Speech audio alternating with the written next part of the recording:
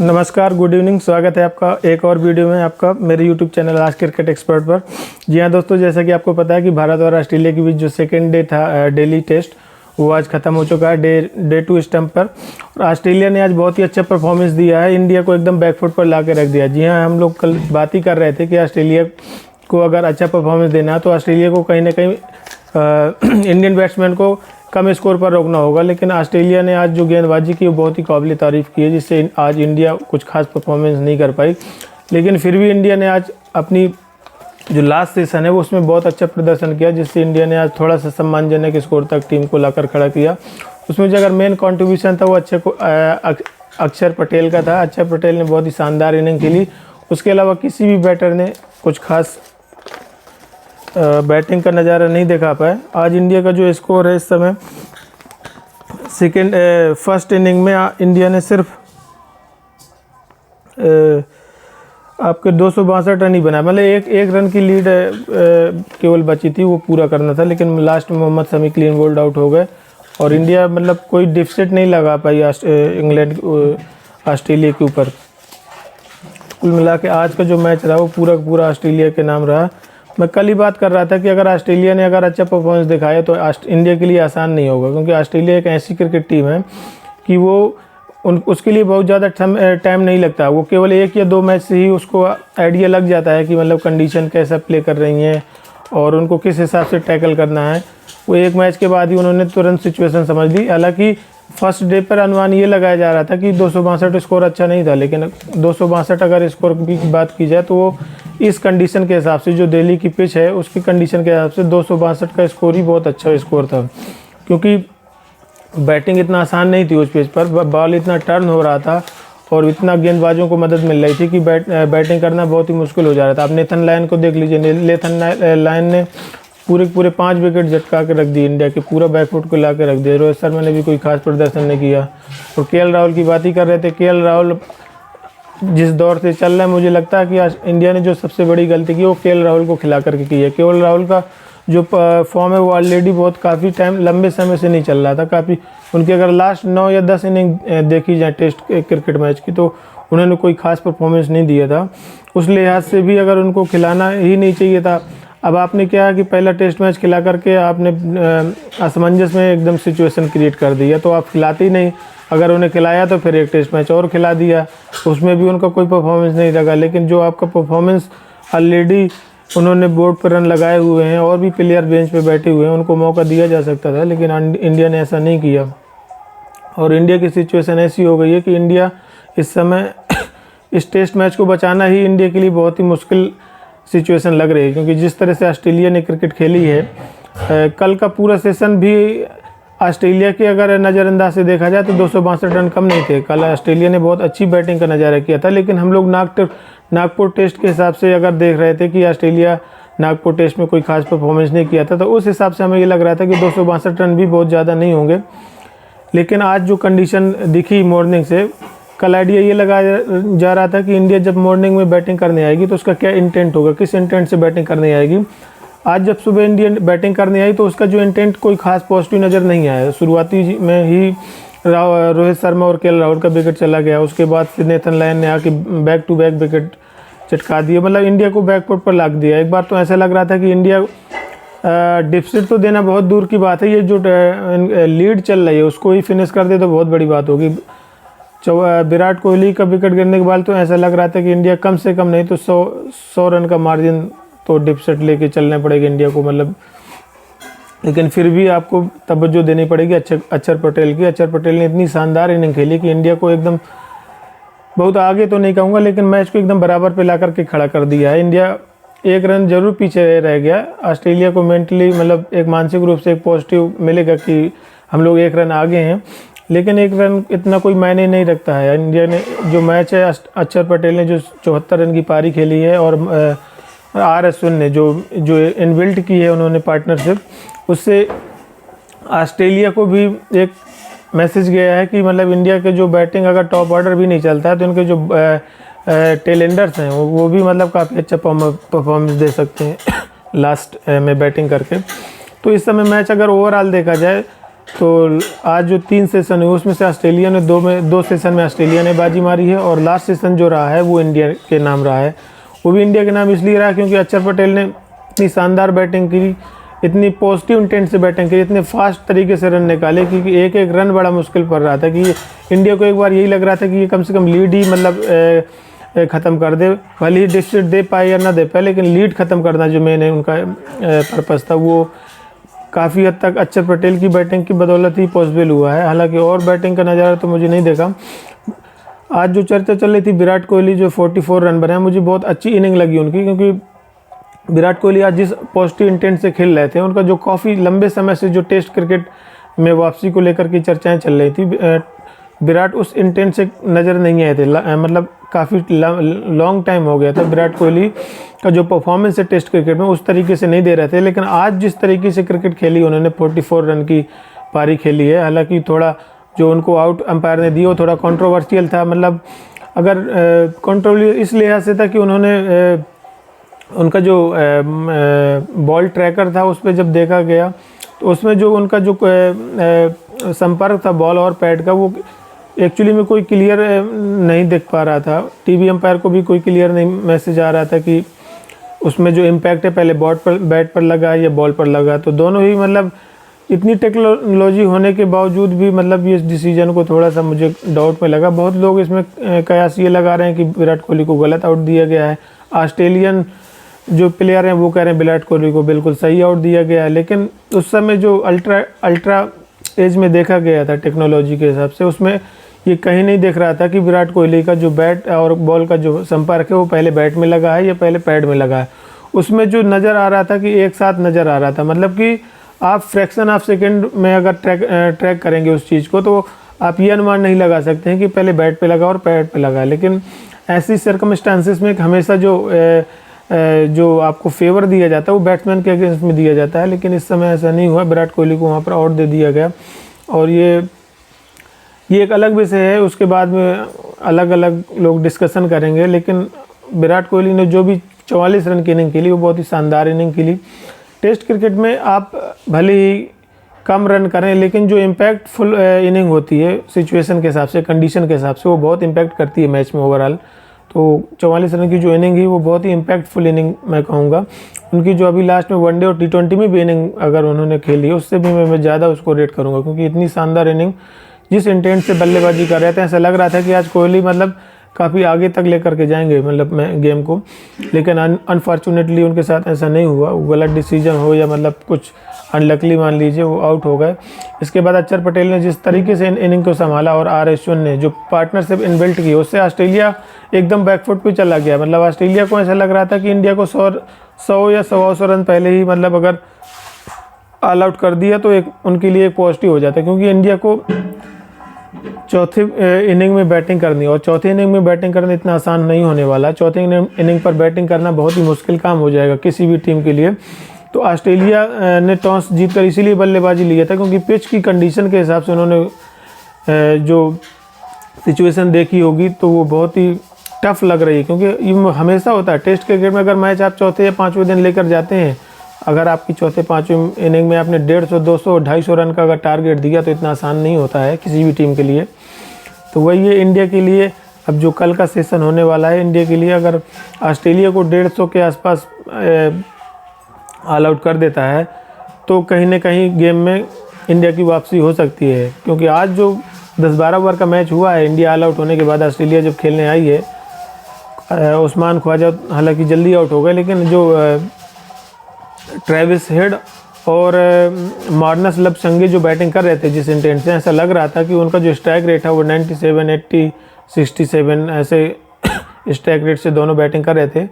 एक clear cut message ऐसा लगता था उन्हें ड्रेसिंग रूम से मिला है कि आप बिल्कुल पॉजिटिव इंटेंट से बैटिंग करिए। इंडिया को जितना से ज़्यादा टारगेट मतलब दिया जाएगा तो वो आसान नहीं होगा इंडिया के लिए। तो उन्होंने दोनों, हालांकि कभी भी ऐसा नहीं होता है कि अगर जैसे 10 या किसी भी दिन का मैच खत्म होने से पहले अगर 10-12 ओवर बचते हैं तो बैट्समैन को ये लगता है कि विकेट न थ्रो किया जाए, आज का दिन किसी भी तरीके से निकाल के कल का वेट किया जाए, लेकिन दोनों बैट्समैन में ये कहीं नहीं देखा है। उन दोनों ने बिल्कुल पॉजिटिव इंटेंट से क्रिकेट खेली है और बहुत ही हाई स्ट्राइक रेट से, ऐसा लग नहीं रहा था कि टेस्ट क्रिकेट अप्रोच से खेल रहे हैं। दोनों वनडे अप्रोच से इनिंग को चला रहे थे और बहुत ही पॉजिटिव से इंडिया ऑस्ट्रेलिया को अब 1 विकेट पर ओनली 61 रन पर लाकर खड़ा कर दिया। अब देखना कल डे 3 पे ऑस्ट्रेलिया का इसी इंटेंट से बैटिंग करनी उतरेगी या कोई अलग इंटेंट रहता है ऑस्ट्रेलिया का। लेकिन इंडिया के लिए जो समस्या इस समय आई है, अब इंडिया के साथ यही प्रॉब्लम है। पहले मैच नागपुर मैच में रोहित शर्मा ने 100 कर दिया तो आपने रोहित शर्मा की तारीफों का पुल बांध दिया। प्रॉब्लम ये इंडिया में प्रॉब्लम पता है क्या होती है? इंडिया में प्रॉब्लम ये होती है कि आप जो भी आपके टैलेंटेड बैट्समैन है, अब अक्षर पटेल को देख लीजिए, पिछले इनिंग में भी 88 रन किए थे, लेकिन उनकी कोई बात ही नहीं कर रहा था। बस रोहित शर्मा ने सेंचुरी लगाई थी तो सब उसी की तारीफ किए जा रहे थे कि रोहित शर्मा की सेंचुरी की बदौलत इंडिया ये मैच जीती है। लेकिन इंडिया को समझना होगा कि ये केवल ऊपर वाले बैट्समैन के हिसाब से नहीं गेम चलता है। अगर नीचे का बैट्समैन का जो कंट्रीब्यूशन होता है, मुझे लगता है वो गेम में ज़्यादा इम्पैक्ट डालता है। क्योंकि अगर अक्षर पटेल और आर अश्विन और जडेजा ये नीचे के बैट्समैन अगर नागपुर टेस्ट में भी अगर कंट्रीब्यूशन नहीं डालते तो रोहित शर्मा भले ही 100 नहीं में तो 150 रन भी बना देते। तो वो क्योंकि वो तो ओपनिंग बैट्समैन होता है। ओपनिंग बैट्समैन में क्या होता है, आप पारी की शुरुआत अच्छी कर देते हैं तो उसका जो इम्पैक्ट होता है ना, आगे आने वाले प्लेयरों के लिए थोड़ा आसान हो जाता है। क्योंकि आप शुरू से अगर पारी को इन्बिल्ड कर देते हैं तो नीचे वाले बैट्समैनों के लिए थोड़ा आसान हो जाता है। उन्हें भी एक ऐसा कहीं ना कहीं मैसेज जाता है कि विकेट अच्छा खेल रहा है, कंडीशन अच्छी हैं, बैट और बॉल का जो संपर्क हो रहा है वो अच्छा हो रहा है, तो उनका एक कॉन्फिडेंस इनबिल्ट होता है। उससे उन्हें बैटिंग करने में थोड़ा सा ना फियर ऑफ फेल्योर का डर नहीं रहता है और वो पॉजिटिव इंटेंट से बैटिंग करते हैं। तो वही हुआ कि रोहित शर्मा ने आगे आकर के रन लगा दिए और लास्ट में आपके टेलेंडर जैसे आर अश्विन हो गया, रविंद्र जडेजा हो गया, अक्षर पटेल ने बहुत अच्छी इनिंग कर दी, जिससे आपका जो टारगेट था वो काफ़ी अच्छा सेट कर दिया और उससे ऑस्ट्रेलिया एकदम बैकफुट पे चला गया। तो ऑस्ट्रेलिया के लिए कोई मौका ही नहीं बचा था कि वो डिफेंड कर पाए। सेम चीज़ यही हुई कि आज आपके ओपनर्स ने कोई शुरुआत अच्छी नहीं की। रोहित शर्मा 37 रन बना के जल्दी आउट हो गए।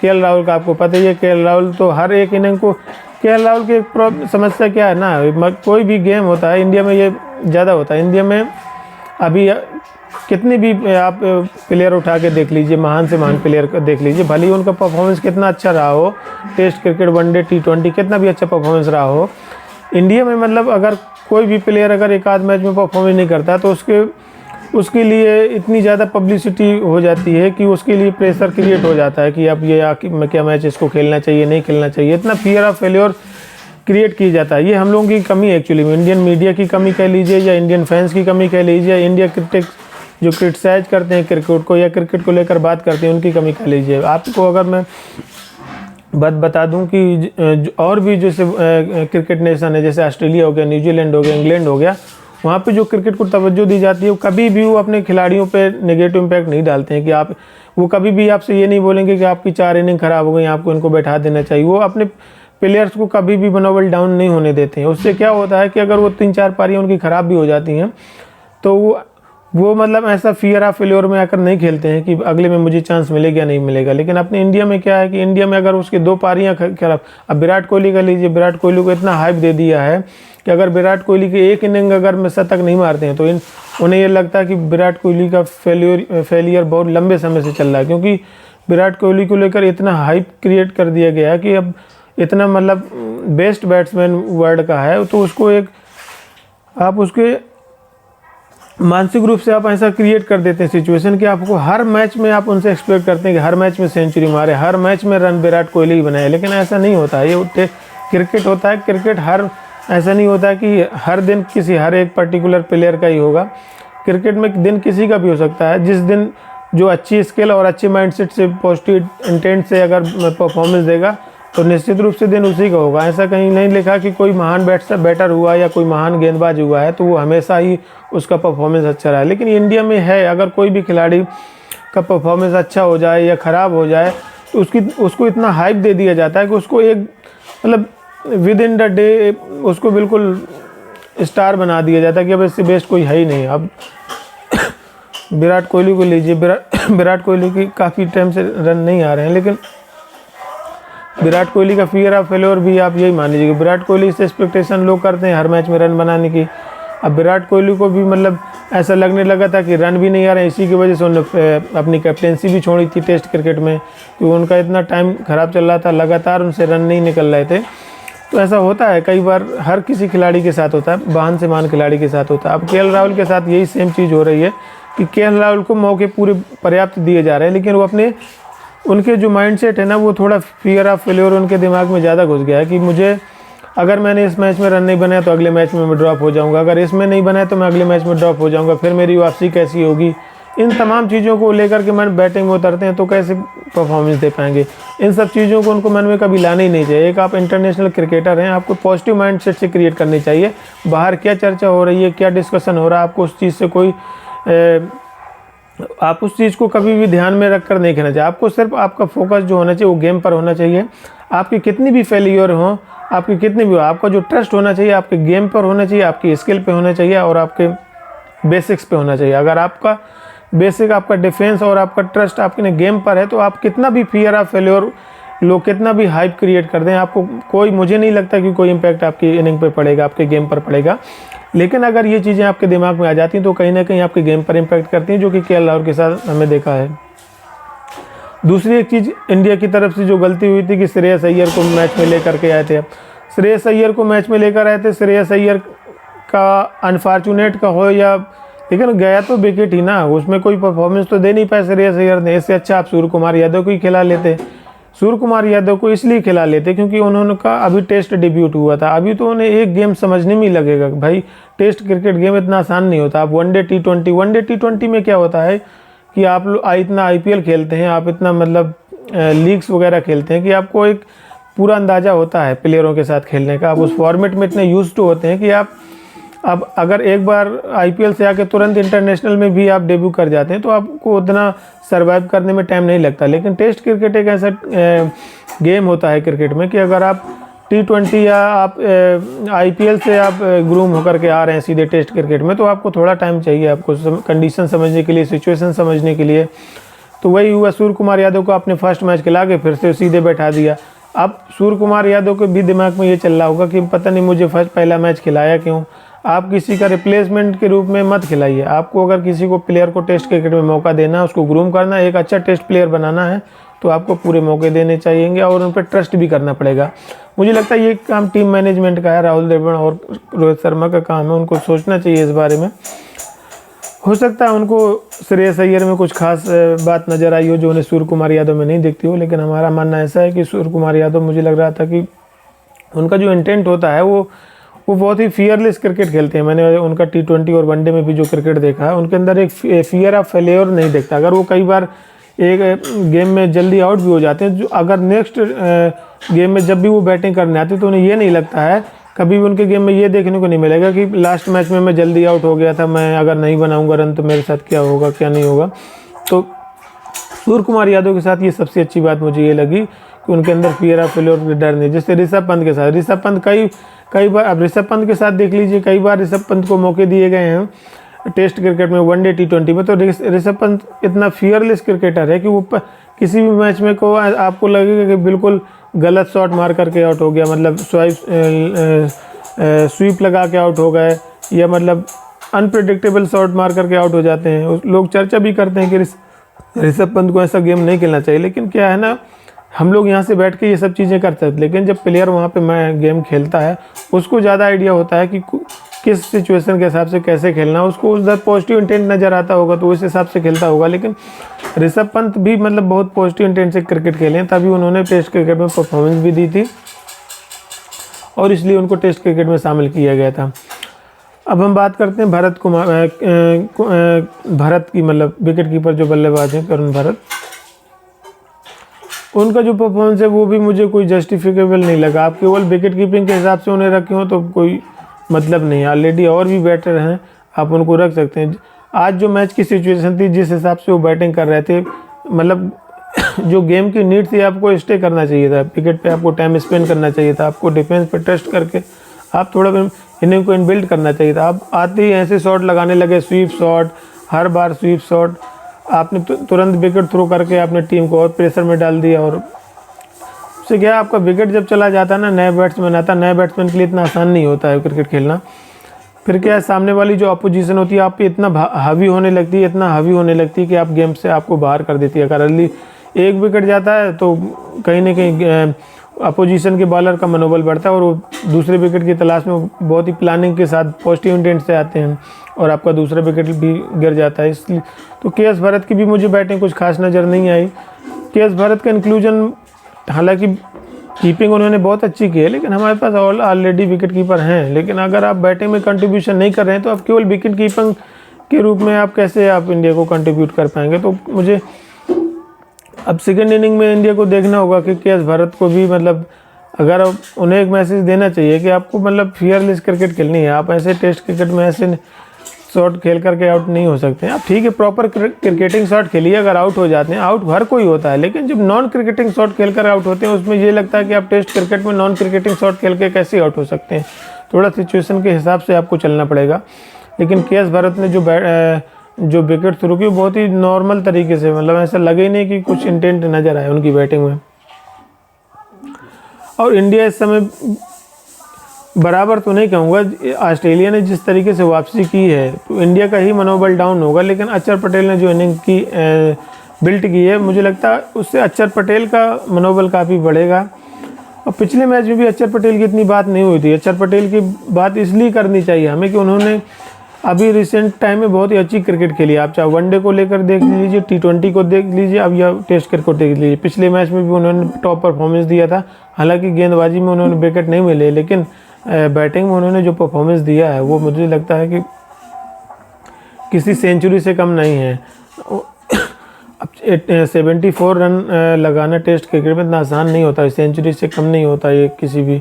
आप इतने अच्छे बैटर्स हैं, आप 6-7 नंबर 8 नंबर पर बल्लेबाजी करके अगर आप 74 रन लगा देते हैं बोर्ड पे, इट मीन्स आप अगर ओपनिंग में आते तो कहीं 150-200 रन के बराबर वैल्यू रखती है। लेकिन वही है कि अक्षर पटेल मतलब जिस इंटेंट से बैटिंग कर रहे थे काफ़ी अच्छा इंटेंट नज़र आया और पॉजिटिव उनके गेम ने ही इंडिया को पॉजिटिव में सिचुएशन में ला के खड़ा किया। नहीं तो इंडिया को किसी भी हालत में ये मैच बचाना इंडिया के लिए बहुत ही मुश्किल दिखाई दे रहा था। लेकिन हालांकि उनकी बैटिंग ने इंडिया को बिल्कुल बराबर पे ला के खड़ा कर दिया है। जैसा कि आपको पता है कि पुजारा का 100 मैच टेस्ट मैच था। पुजारा भी अपने 100 टेस्ट मैच को लेकर इतना ज़्यादा सीरियस हो गए हैं कि उन्होंने आती विकेट उनका चला गया। पुजारा को भी सोचना होगा कि आप ऐसा मत देखिए कि आपका 100 टेस्ट में, आप देखिए नॉर्मल गेम ही है आपका। मतलब ठीक है रन बने ना बने, लेकिन आप सोचिए पहले कंट्रीब्यूशन कर दीजिए टीम के लिए। आप पॉजिटिव इंटेंट से खेलिए, जो आपका बेसिक है आप बेसिक पे डिपेंड करिए। आप मतलब इतना ज़्यादा मत सोचिए कि ये मेरा 100 टेस्ट मैच है, आप इसमें मुझे शतक ही लगाना है या इस पर मुझे रन ही बनाने। बहुत ज़्यादा सोचेंगे तो आपके अंदर कहीं ना कहीं फीरा फेल्योर आ जाएगा और आप उस इंटेंट से बैटिंग नहीं कर पाएंगे, जैसा कि पहली इनिंग में पुजारा के स्पष्ट देखा है। उम्मीद करते हैं दूसरी इनिंग पे ऐसी गलतियां नहीं करेंगे। और दूसरी इनिंग में इंडिया की जो कल मॉर्निंग में गेंदबाजी के लिए आएगी, किस इंटेंट से गेंदबाजी के लिए आते हैं। हालांकि आज एक विकेट रविंद्र जडेजा ने लिया है। कल देखते हैं मोहम्मद शमी, मोहम्मद सिराज और रविंद्र अश्विन और अक्षर पटेल किस इंटेंट से गेंदबाजी करते हैं। मुझे लगता है अगर इंडिया ऑस्ट्रेलिया को जितने कम से कम स्कोर में आउट करेगा उतना ही इंडिया के लिए बेहतर होगा, क्योंकि अगर ऑस्ट्रेलिया ने बोर्ड पर रन लगा दिए तो इंडिया के लिए काफ़ी मुश्किल होने वाला है। चौथे इनिंग में बैटिंग करना बहुत आसान नहीं होगा। अब कोई भी प्लेयर हो, पहले टेस्ट मैच में रोहित शर्मा ने शतक लगा दी, तो आप रोहित शर्मा से हर मैच में एक्सपेक्ट मत कीजिए कि रोहित शर्मा हर मैच में आपको सेंचुरी लगा करके दे देंगे। ये मैंने कई प्लेयर्स के साथ देखा है कि अगर उसका एक शतक आ जाता है तो अब आप रोहित शर्मा का भी दीजिए। रोहित शर्मा का भी कैरियर बहुत अप डाउन रहा है। रोहित शर्मा का कैरियर कोई बिल्कुल कंसिस्टेंसी नहीं रहा है कि आपने कई दोहरे शतक लगा दिए वनडे क्रिकेट में, लेकिन टेस्ट क्रिकेट में आपका परफॉर्मेंस कंसिस्टेंस देना बहुत ही टफ काम होता है। आपकी एबिलिटी का पता तभी लगता है जब आप कंसिस्टेंट परफॉर्मेंस देते हैं। आपको एक कैप्टन के तरीके से नो खेलनी पड़ी आप क्या, क्योंकि सबसे बड़ी रिस्पॉन्सिबिलिटी मुझे लगता है रोहित शर्मा के ऊपर। एक तो कैप्टेंसी की रिस्पॉन्सिबिलिटी है और आप टीम की इनिंग की शुरुआत करते हैं। आप एक ओपनिंग बैट्समैन के रूप में आप टीम आते हैं, आपको कहीं ना कहीं कंट्रीब्यूशन देना ही पड़ेगा, क्योंकि अगर आप ओपनिंग में कंट्रीब्यूशन नहीं दे पाते हैं तो टीम आगे कैसे आप लेकर के जा पाएंगे। क्योंकि शुरुआत में अगर विकेट गिर जाता है तो फिर जो नीचे के बैटर्स हैं उनके लिए बहुत सिचुएशन कठिन हो जाती है, उनके लिए रन बनाना फिर उतना ही कठिन हो जाता है। पहले मैच में यही हुआ था, रोहित शर्मा ने आके ऊपर से शतक मार दिया था तो नीचे वाले बैट्समैनों के लिए इतना आसान हो गया था। उनके दिमाग में भी कहीं ना कहीं मैसेज चला गया था कि बैटिंग बहुत ही आसान लग रही है, तभी तो रोहित शर्मा ने इतनी अच्छी इंटेंट से इतनी अच्छी क्रिकेट खेली, सेंचुरी लगा दी। लेकिन अब सेकेंड टेस्ट मैच में क्या हुआ, इंडिया ने मॉर्निंग आती ही मतलब विकेट थ्रो कर दिया। उससे क्या नीचे वाले बैटर्स पे इम्पैक्ट पड़ता है। नीचे वाले बैटर जैसे के.एल. राहुल का विकेट चला गया, चेतेश्वर पुजारा आती विकेट चला गया, श्रेयस अय्यर आती विकेट चला गया, के.एस. भरत आती विकेट चला गया। विराट कोहली ने थोड़ा सा इनिंग 70-75 बॉलिंग खेली, उनका इंटेंट मतलब विराट कोहली की इस इनिंग से ऐसा लग रहा था कि विराट कोहली ने कहीं ना कहीं काफ़ी अच्छी वापसी की है और काफ़ी अच्छे इंटेंट से क्रिकेट खेली है। देखते हैं कल इंडिया किस तरीके से मॉर्निंग में उतरता है टेस्ट 3 में, और पूरा निर्भर करेगा ये आर अश्विन और जडेजा के ऊपर कैसी बॉलिंग करते हैं, क्योंकि ये जो कंडीशन है वो स्पिन के फेवर में है। अभी नेथन लायन से भी पूछा गया था कि नेथन लायन ने बोला कि पहले टेस्ट क्रिकेट मैच में जो कंडीशन थी विकेट के हिसाब से कुछ खास समझ में नहीं है, लेकिन जो इधर फर्स्ट इनिंग में जो दिल्ली में जो कंडीशन है वो साफ क्लियर नज़र आ गई थी कि हमें किस हिसाब से बॉल करने चाहिए। और उन्होंने बताया कि मैंने कुछ खास प्रयास नहीं किया, मैंने अपने बेसिक पे ही रह कर के जो कि भी गेंद अपना वो किया, अपना बेसिक को रख कर के ही सारी गेंद की हैं। उससे मुझे क्या है ना कि काफ़ी हेल्प भी मिली है और विकेट भी मिले हैं। तो विराट कोहली के विकेट के बारे में पूछा गया तो उन्होंने कहा मुझे लगता है ये विराट कोहली का जो विकेट आउट था वो फेयर डिसीजन था। कहीं ना कहीं इससे एक अच्छा मैसेज आता है कि आप जो भी डिसीजन होते हैं वो आप टेक्नोलॉजी के बेस पे अच्छे डिसीजन ले रहे हैं। लेकिन फिर भी कहीं ना कहीं ये जो डिसीजन विराट कोहली का आउट कर रहा है कहीं ना कहीं कंट्रोवर्शियल रहा है। ये अब इन्वेस्टिगेशन का विषय, बाद में क्या आईसीसी इस पर एक्शन लेती है क्या नहीं लेती है वो उनके ऊपर डिपेंड करता है। लेकिन अगर वहाँ पे ऑन फील्ड एम्पायर ने आउट दे दिया तो आपको आउट तो रहना ही पड़ेगा। अब देखते हैं कल इंडिया का परफॉर्मेंस कैसा रहता है। अब डे 3 पर डिपेंड करता है कि कल इंडिया किस इंटेंट से बैटिंग करने आएगी, वो गेंदबाजी करेगी, ऑस्ट्रेलिया को कितने रन पे समेट सकती है। तो बने रहिए आप हमारे यूट्यूब चैनल आज क्रिकेट एक्सपर्ट पर। जी हाँ दोस्तों, मैं आपको बताना चाहूँगा कि हमारा इंस्टाग्राम हैंडल भी है आज क्रिकेट एक्सपर्ट के नाम से, आप उसे भी फॉलो कर सकते हैं। हमारा एक फेसबुक पेज भी है आज क्रिकेट एक्सपर्ट के नाम से, आप उसे भी फॉलो कर सकते हैं। ट्विटर पर भी हमारा पेज है आज क्रिकेट एक्सपर्ट पर, आप उसे भी फॉलो कर सकते हैं। तो यूट्यूब पर बने रहने के लिए आपका धन्यवाद, बहुत बहुत शुक्रिया। प्लीज़ आप वीडियो देखने के बाद लाइक, सब्सक्राइब और शेयर ज़रूर कीजिएगा। बहुत बहुत धन्यवाद आपका। Thank you so much.